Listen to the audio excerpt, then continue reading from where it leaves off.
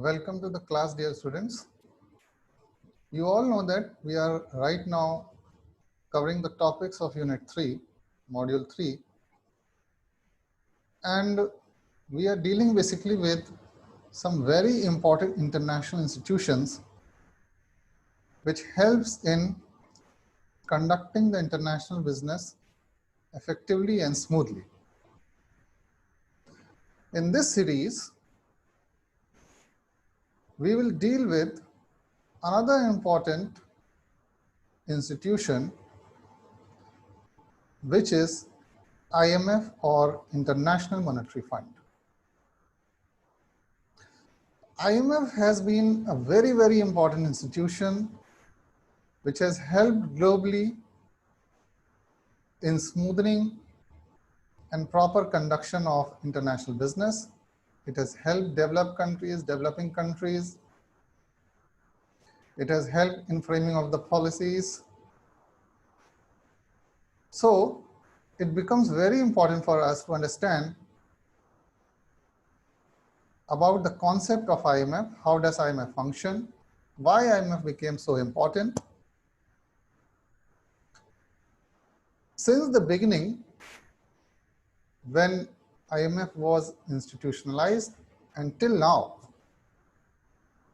it has played a very key role, and it is one of the major institutions which has actually helped, or which has played a very important role in international business. There have been many institutions which have actually converted themselves into some other institutions. Their names have been changed, but IMF stood strong, and right from its very beginning, it has played a very, very key role in international business. So let's start with today's lecture.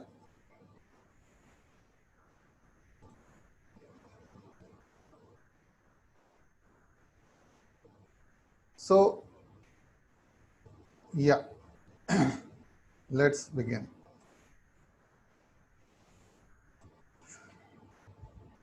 Bretton Woods institutions.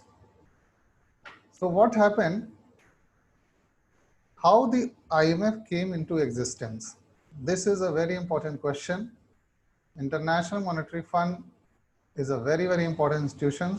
So we must be aware about the little bit history, how it came into existence. Only then you will be able to appreciate its importance.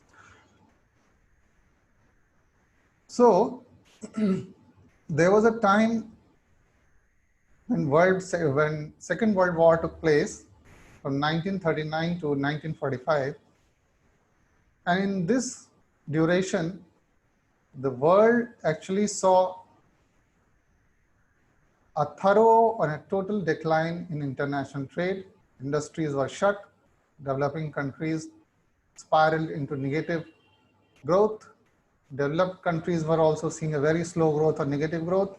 The entire globe was facing a serious problem, और economic development बिल्कुल ही zero हो गया था. तो 1945 में जब allied powers का axis powers के ऊपर विक्ट्री होती है, axis power was represented by Germany, Japan and Italy, whereas allied powers were represented by USA, UK, France, and so many other countries. China was also one of the main allied countries, and of course USSR.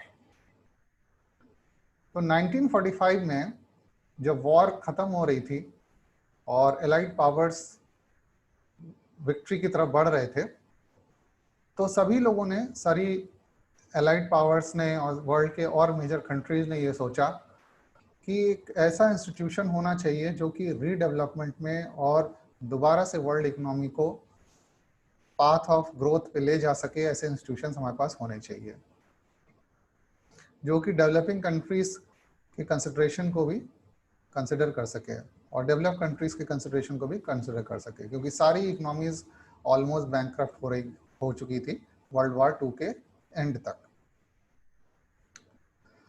तो 1945 में world war खत्म होने से पहले around 1944 में world की जो allied powers थी, जो मोस्ट पावरफुल कंट्रीज थी, वो न्यू हैम्पशायर स्टेट यूएसए का है, वहां पे एक ब्रिटन वुड्स करके एक रिजॉर्ट है, एक जगह है जहां पे एक इंपॉर्टेंट मीटिंग बुलाई गई। और इस मीटिंग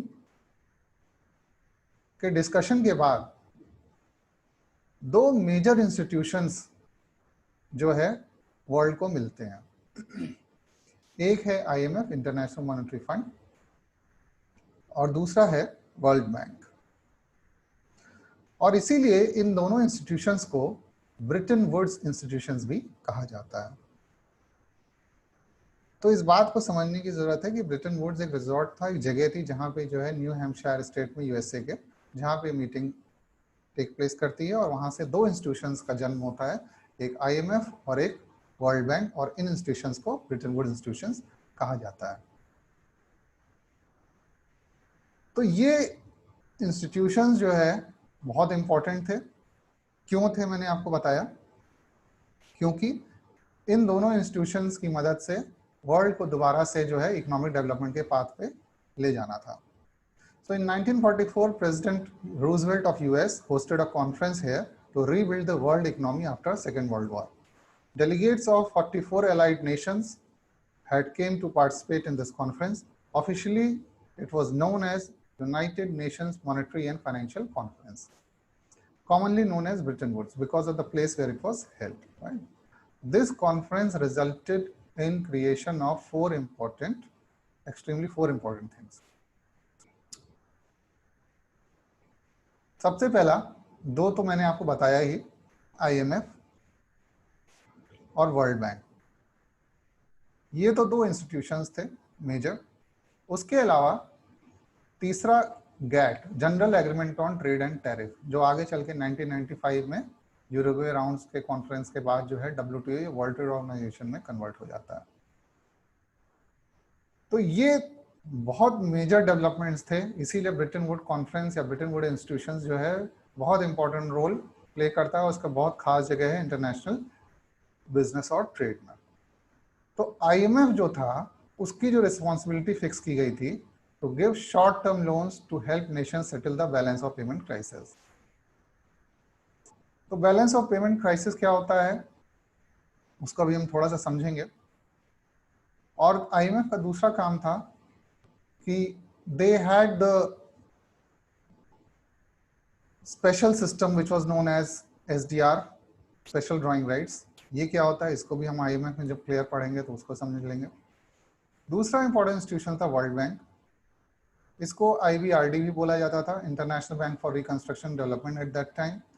ये लॉन्ग टर्म लोन्स देते थे और सॉफ्ट लोन होते थे। सॉफ्ट लोन मतलब जिसका इंटरेस्ट रेट बहुत कम होता था और पीरियड ऑफ रिपेमेंट भी बहुत लेंदी होता था।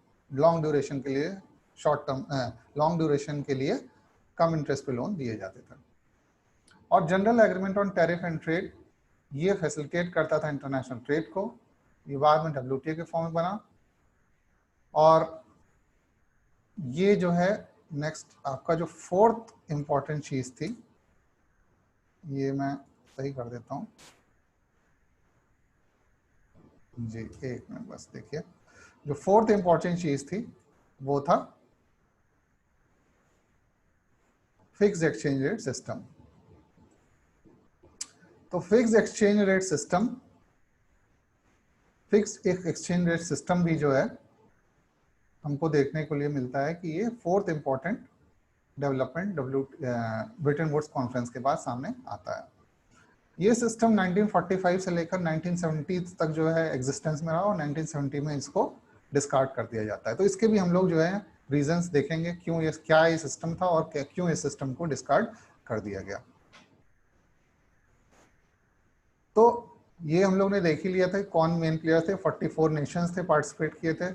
यूएस के प्रेसिडेंट फ्रैंकलिन डी रूजवेल्ट के जो है लीडरशिप में ये कॉन्फ्रेंस बुलाई गई थी। यूके के प्राइम मिनिस्टर विंस्टन चर्चिल उस टाइम में थे।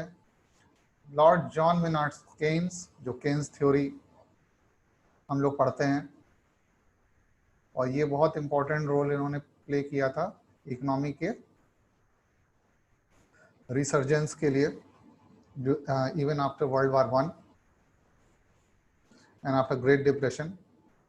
सो ये यूके में चीफ इकोनॉमिक एडवाइजर के तौर पे थे, तो ये भी मेन प्लेयर थे जिन्होंने इस मीटिंग को अटेंड किया था। इंडिया की तरफ से जो है उस समय किसने पार्टिसिपेट किया था? आप इस बात को भी इमेजिन कर सकते हैं कि इवन बिफोर इंडिपेंडेंस, 1947 में इंडिया का इंडिपेंडेंस होता है, बट स्टिल उस समय जो हमारी जो पॉलिटिकल लीडरशिप थी, और उस समय भी हम लोग की एक प्रोविजनल गवर्नेंस इंडिया में जो है इंडियन गवर्नमेंट का था, ब्रिटिश गवर्नमेंट का ओवरऑल रूल था, बट प्रोविंसेस में कुछ जगह पे जो है, बहुत सारी जगह पे इलेक्शंस हुए थे जिससे कि जो है इंडियन नेशनल कांग्रेस की गवर्नमेंट जो है वो इंडिया में उस समय चल रही थी। तो इंडिया की तरफ से सर सीडी देशमुख इन्होंने रिप्रेजेंट किया था, और ये एक बहुत बड़ा स्टेप था। Though India was being governed by British, but as a representative from India side sir C D Deshmukh को जो है ब्रिटेन वुड्स कॉन्फ्रेंस में भेजा गया था।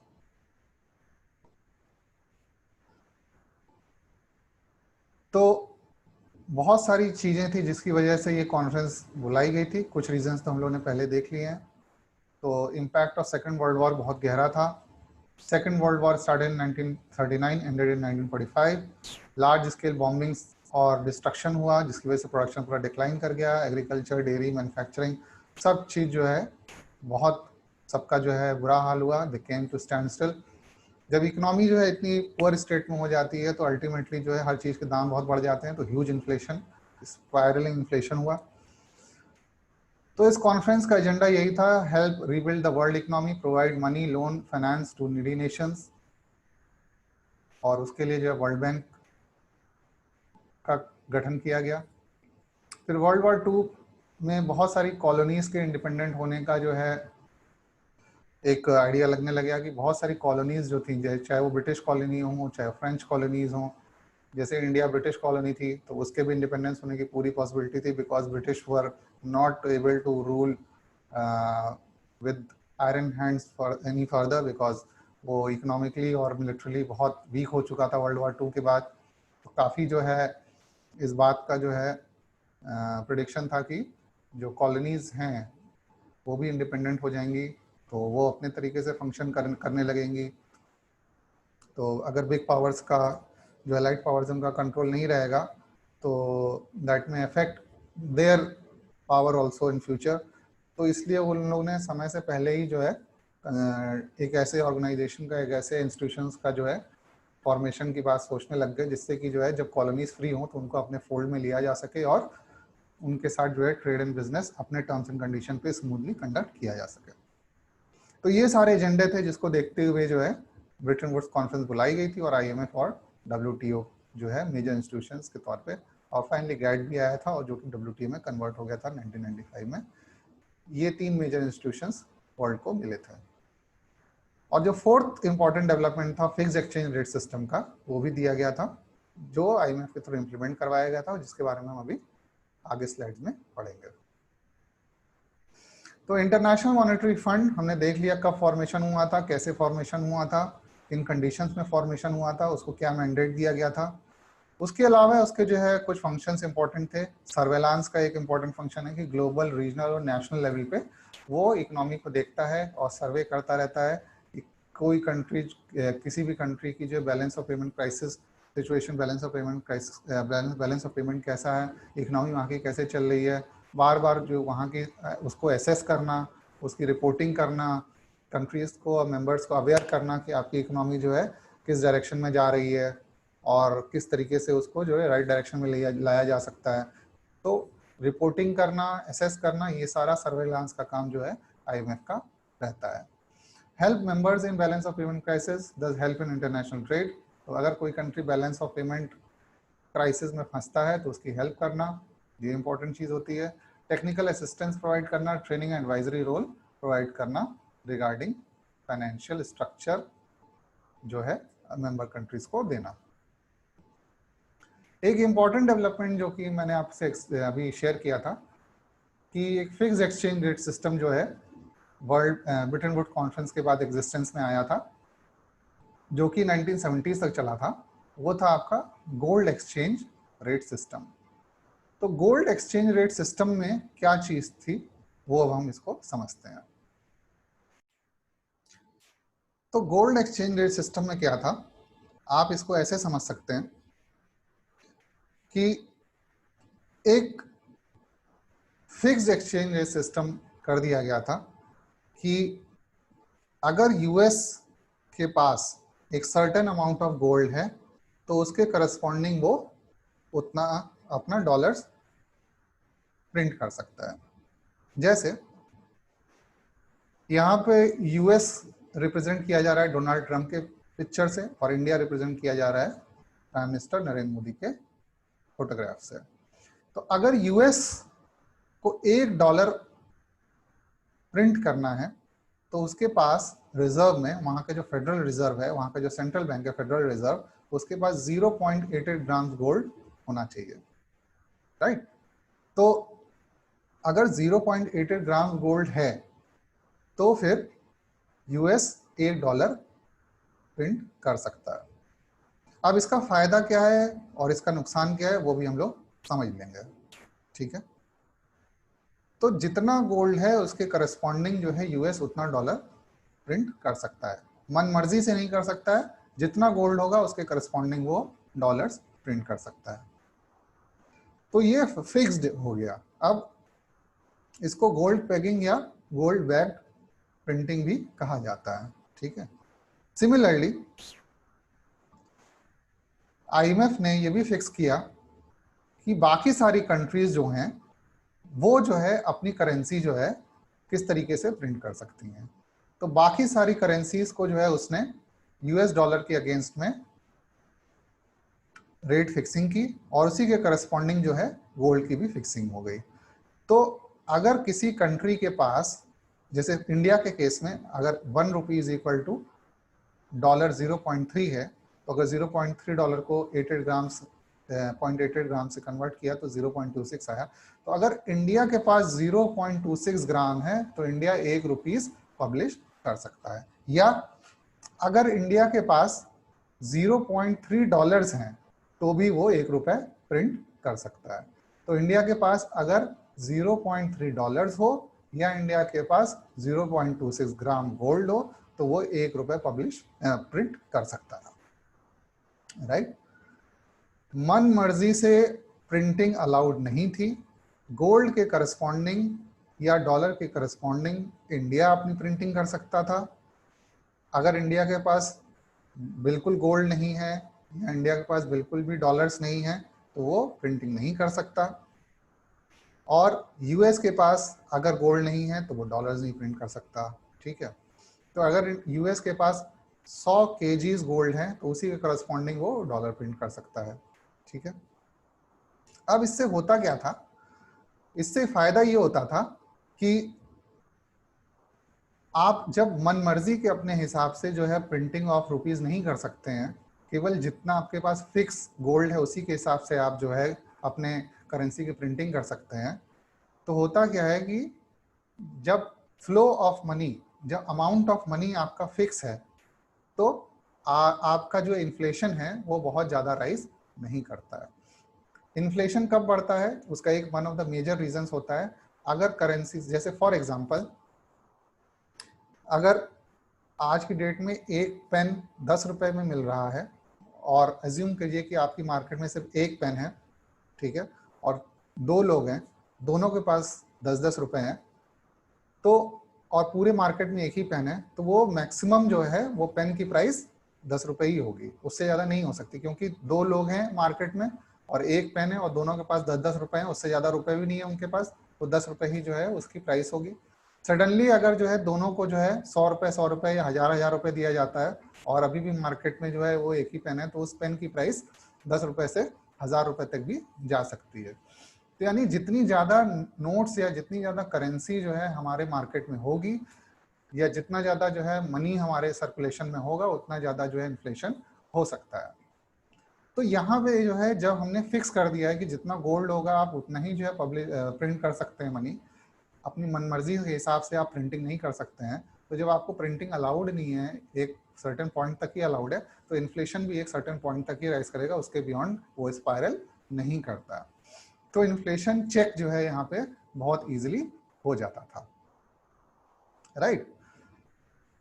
तो अब इसके बाद होता क्या था कि ये हो गया हमारा gold standard exchange rate system. तो gold standard exchange rate system हमारा यही गोल्ड पेगिंग या गोल्ड बैक्ड सिस्टम होता था। सिमिलरली ये क्रिस्टीन लगार्डे की फोटोग्राफ है, जो कि आईएमएफ की चीफ रह चुकी थी, अभी तो नहीं है। अभी अर्जेंटीना की इकोनॉमिस्ट हैं, वो जो है currently she is heading the IMF. तो क्रिस्टीन लगार्ड जो है उनसे पहले आईएमएफ की चीफ थी। यहाँ पे फोटो आईएमएफ को रिप्रेजेंट करने के लिए यहाँ पे उनकी फोटोग्राफ लगाई है मैंने। तो आईएमएफ ने gold backed exchange rate system introduce किया था। तो गोल्ड एक्सचेंज रेट सिस्टम क्या था वो आप समझ गए। सिमिलरली आईएमएफ में कॉन्ट्रीब्यूशंस उसके मेंबर कंट्रीज करते थे। जैसे यूएस अगर जो है वहाँ का मेंबर है, आईएमएफ का मेंबर है, तो वो जो है सर्टेन पोर्शन अपना जो है इन टर्म्स ऑफ मनी को कंट्रीब्यूट करेगा आईएमएफ की ट्रेजरी में। सिमिलरली इंडिया अगर मेंबर है तो वो भी कंट्रीब्यूट करेगा, और वो कंट्रीब्यूशन डिपेंड करेगा उसके कोटा के हिसाब से कि उसको कितना कोटा अलॉटेड है। ये कोटा क्या है वो हम लोग अभी आगे समझेंगे। तो सिमिलरली मेंबर कंट्रीज जो होती थी वो जो है आईएमएफ से बोरो भी कर सकती थी। तो जो डिपॉजिट करता है, जैसे यूएस ने डिपॉजिट किया, इंडिया ने डिपॉजिट किया, तो जैसे आप बैंक में डिपॉजिट करते हैं तो उसके बदले में आपको जो है इंटरेस्ट मिलता है, और जो लोन लेता है उसको जो है वो इंटरेस्ट रीपेमेंट करना पड़ता है। वो सिस्टम आपके आईएमएफ में भी होता है। तो आईएमएफ अगर जो है डिपॉजिटर है तो डिपॉजिट जो भी पैसे डिपॉजिट करेगा उसी पर्टिकुलर जो है उसके रेशियो में कुछ इंटरेस्ट उसको मिलेगा। और अगर जो है बोरोवर है कोई, तो बोरोवर को जो है इंटरेस्ट ये लोन का चुकाना भी पड़ता है, पे भी करना पड़ता है। तो उस प्रोसेस में जो है आईएमएफ अपना प्रॉफिट मार्जिन उस तरीके से अर्न करता है, राइट। चलिए, तो हम लोगों ने ये चीज देखी कि अभी तक गोल्ड एक्सचेंज रेट सिस्टम क्या था, राइट। तो गोल्ड एक्सचेंज रेट सिस्टम में हम लोगों ने ये अच्छे से समझ लिया कि जितना गोल्ड है हमारे पास उसी के रेशियो में हम करेंसी प्रिंट कर सकते हैं, उसके आगे हम करेंसी प्रिंट नहीं कर सकते हैं। सिमिलरली आईएमएफ ने दूसरी कंट्रीज का डॉलर्स के साथ भी रेशियो फिक्स कर दिया, और ये भी फिक्स कर दिया कि कितने गोल्ड पे जो है दूसरी कंट्रीज भी जो है अपना करेंसी प्रिंट कर सकती हैं। तो ये एक फिक्स्ड एक्सचेंज रेट सिस्टम देखने को मिलता है, जो कि आईएमएफ ने अपने इंस्टीट्यूशन बनने के बाद जो है उसको इम्प्लीमेंट किया। 1945 के बाद बहुत तेजी से कोल्ड वॉर बढ़ने लग गया। कोल्ड वॉर आपको पता ही है कि यूएसएसआर और यूएस दो पावरफुल कंट्रीज थी, दो न्यूक्लियरली आर्म कंट्रीज थी, जो कि वर्ल्ड वॉर 2 के बाद राइज करती हैं वर्ल्ड फोरम पे। वर्ल्ड वॉर 2 के पहले UK was most powerful country, और वर्ल्ड वॉर 2 के बाद देखने को मिला कि यूके जो है मिलिट्रीली काफ़ी डाउन हो जाता है, और यूएस और यूएसएसआर जो है most powerful countries, nuclearly armed countries world global forum पे आते हैं। और दोनों ही कंट्रीज जो है, एक यूएस है जो कि जो है आपका फ्री मार्केट इकोनॉमी और लिबरलिज्म इन सब को प्रमोट करता था, जबकि यूएसएसआर एक सोशलिस्ट इकोनॉमी को प्रमोट करता था, कम्युनिस्ट कंट्री था। तो एक तरफ US which was representing democracy and USSR which was representing communist ideology. तो दोनों के बीच में जो है एक कोल्ड वॉर होने लगा। कोल्ड वॉर का मतलब है कि both countries were trying to exert influence on different countries to come into their fold. तो इस कोल्ड वॉर में कोई मेजर वॉर नहीं होती है, आर्म्स कॉन्फ्लिक्ट नहीं होता है, मगर दोनों ही किसी ना किसी तरीके से जो है डिफरेंट कंट्रीज को इन्फ्लुएंस करती हैं कि उनके फोल्ड में आ जाएं, और उसका रिजल्ट ये होता है दोनों उन कंट्रीज को इकोनॉमिकली जो है सपोर्ट करती हैं, उनको आर्म्स से जो है पूरा लैस करती हैं। तो अल्टीमेटली आर्म्स रेस बहुत तेजी से बढ़ने लगा। लार्ज सब्सिडीज जो है वो क्योंकि आर्म्स एक ऐसा चीज होता है जो कि जो है हर कंट्री को रिक्वायरमेंट होती है, तो वो दोनों ही कंट्री जो है आर्म्स प्रोडक्शन करने लग गई बहुत तेजी से, और अपने इन्फ्लुएंस वाले कंट्रीज को जो है सप्लाई करने लग गई चीपर रेट्स पे। डिफेंस सेक्टर को जो है बहुत तेजी से जो है वो लोग प्रमोट करने लग गए, उनको लार्ज सब्सिडीज देने लग गए। जो उनके इन्फ्लुएंस वाली कंट्रीज जो है होती थी उनको पपेट नेशंस बोल दिया जाता था, और उनको जो है ह्यूज डोनेशंस दिए जाते थे। ये काम यूएस से भी कर रहा था, ये काम यूएसएसआर भी कर रहा था। तो उसके लिए होता क्या था कि इन लोग को बहुत सारे पैसे की जरूरत होती थी, बहुत सारे कैश की जरूरत होती थी। मगर आपको पता ही है कि फिक्स्ड एक्सचेंज रेट सिस्टम में हम एक सर्टेन लिमिट तक ही कैश प्रिंटिंग कर सकते हैं, उसके बियॉन्ड नहीं कर सकते हैं। अब क्योंकि जब इतना कैश जो है मार्केट में जो है होने लग गया, हर प्रोडक्ट्स के दाम बढ़ने लग गए, डिफेंस सेक्टर में आर्म्स रेस एक तरीके से होने लगी, तो आर्म्स के जब रेट्स बढ़ने लग गए, तो इस टाइम तक देखने को मिलने लगा कि लोगों गवर्नमेंट्स की जो प्रायोरिटी, स्पेशली यूएसएसआर की और अलग अलग कंट्रीज की आर्म्स को लेके बहुत ज़्यादा प्रायोरिटी होने लग गई। डिफरेंट सेक्टर्स में जो है अदर सेक्टर्स में उसका ध्यान कम होने लग गया। तो उसकी वजह से क्या होने लगा कि डिफरेंट सेक्टर्स में डेवलपमेंट कम होने लगा और प्राइसेस भी बहुत राइज होने लग गए। इवन गोल्ड के प्राइसेस भी काफ़ी बढ़ने लग गए। तो arms race, large subsidies, donation to the public regimes, inflation, इसकी वजह से होने क्या लगा कि हमको और यूएसएसआर या यूएसए को प्राइमरली और कैश की जरूरत होने लग गई। ठीक है, ये भी देखा जाने लगा कि यूएस में $1 गोल्ड जो है वो $35 का मिलने लग गया। ठीक है, मगर मार्केट में वही $1 गोल्ड $40 का मिल रहा था। राइट, एक प्रोविजन ये भी होता था सेंट्रल गवर्नमेंट जो कि रखती थी कि अगर कोई उसको $35 देता है तो उसके बदले में सेंट्रल बैंक उसको $1 गोल्ड देगा। अच्छा, इसका रिजल्ट क्या होगा? इसका रिजल्ट ये होता था कि डिफरेंट कंट्रीज जो होती थी या डिफरेंट नेशंस जो होंगे, जैसे इंडिया के केस में मान लीजिए यहाँ इंडिया का जो रिजर्व बैंक ऑफ इंडिया है वो क्या करेगा, $35 निकालेगा अपनी ट्रेजरी से, यूएस ले जाएगा, वहां के फेडरल रिजर्व को देगा और वहां से $1 गोल्ड खरीद लेगा। देखिए जैसे यहाँ पे शो किया जा रहा है, यहाँ से $35 यहाँ से निकाले जाएंगे, ये जो है यूएस को दिया जाएगा और उसके बदले में यहाँ से गोल्ड इंडिया खरीद लेगा, और यही गोल्ड जो है फिर इंडिया मार्केट में बेच देगा और $40 अर्न करेगा।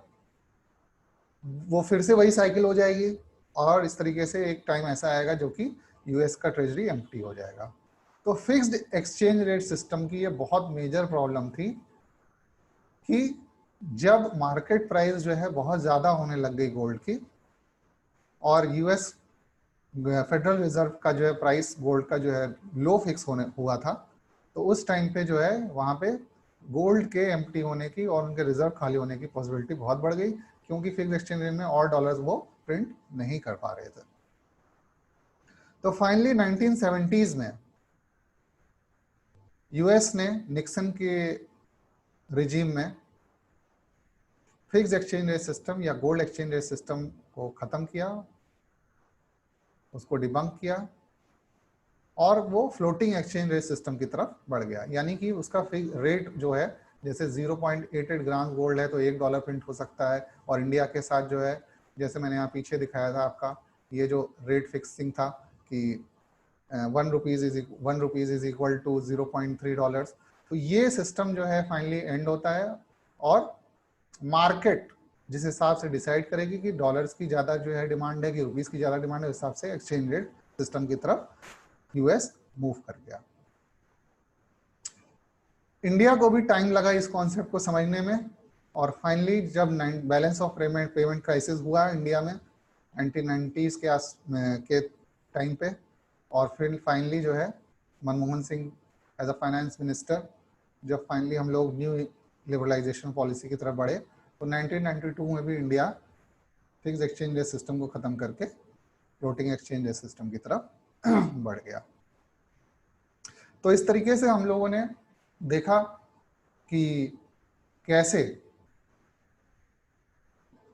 1944 से 1970s तक ब्रेटन वुड इंस्टीट्यूशंस का फॉर्मेशन, आईएमएफ, वर्ल्ड बैंक का फॉर्मेशन होता है। आईएमएफ के क्या काम होते हैं, आईएमएफ का जो आईएमएफ का जो है एक इम्पॉर्टेंट फंक्शन था जो उसने इंट्रोड्यूस किया था, वो फिक्स एक्सचेंज रेट सिस्टम का, वो कैसे जो है उसमें क्या प्रॉब्लम्स थी, उसमें क्या फ़ायदे थे, मगर फाइनली जो है 1970s में स्टार्टिंग में यूएस ने उसको हटा दिया अपने सिस्टम से, और वो फ्लोटिंग एक्सचेंज रेट सिस्टम की तरफ चला गया, और इंडिया भी फाइनली जो है फिक्स एक्सचेंज रेट सिस्टम को छोड़ के 1992 में फ्लोटिंग एक्सचेंज रेट सिस्टम की तरफ चला गया। फाइनली आईएमएफ ने भी इस सिस्टम को जो है मतलब ख़त्म कर दिया अपने सिस्टम से, और अब वो आईएमएफ भी फ्लोटिंग एक्सचेंज रेट सिस्टम को ही या मार्केट बेस्ड सिस्टम को ही प्रमोट करता है।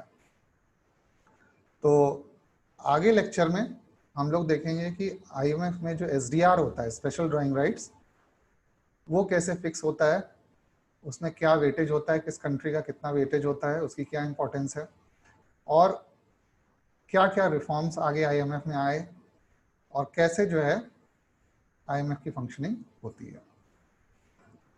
तो thank you for joining this lecture. Thank you very much.